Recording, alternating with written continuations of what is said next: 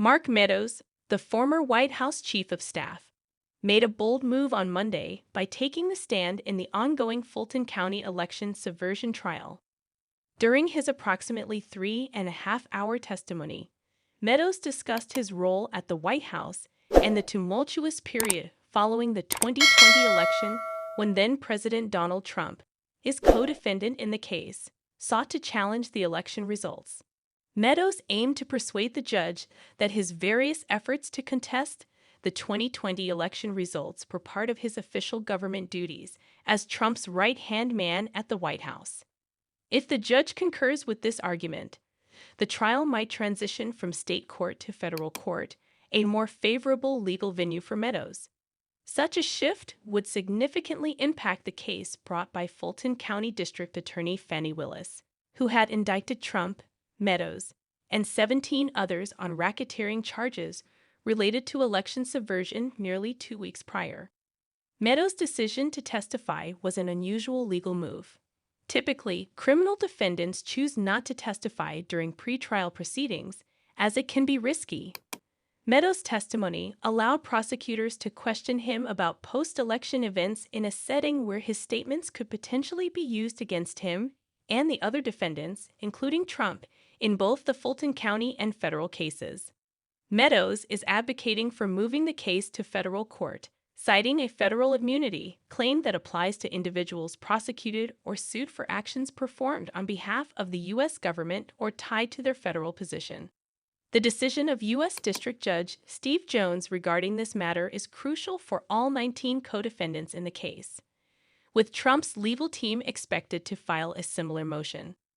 4 additional defendants have already sought to move their cases to federal court. While Judge Jones did not immediately render a decision at the conclusion of the hearing, he acknowledged the significance of the issue. He requested additional legal arguments about Georgia's anti-racketeering law, setting a deadline for both parties to submit their arguments, indicating that a ruling would likely not be made before the following week.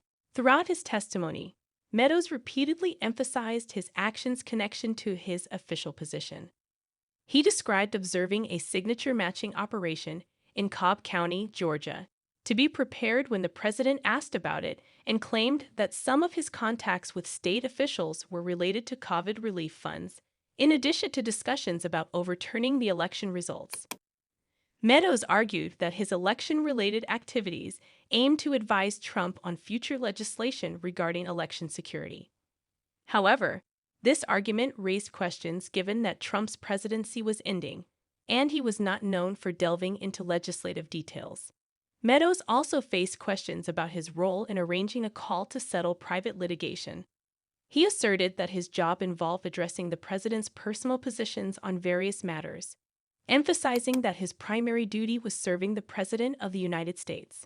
As Meadows testified, he denied allegations outlined in the indictment, specifically that he directed John McEntee, a Trump White House aide, to create a memo outlining a strategy to disrupt and delay the congressional certification of the 2020 election results on January 6, 2021. Meadows was also questioned about Trump's false claims of election fraud and his response to then Attorney General William Barr's assessment that the fraud allegations were baseless. While Meadows attempted to navigate these questions carefully, he did acknowledge his personal interest in the election's outcome, humorously remarking that he could not imagine being chief of staff for President Biden. The outcome of this high-stakes trial, including the judge's decision on the venue and the impact on all co-defendants, remains uncertain as the legal proceedings continue.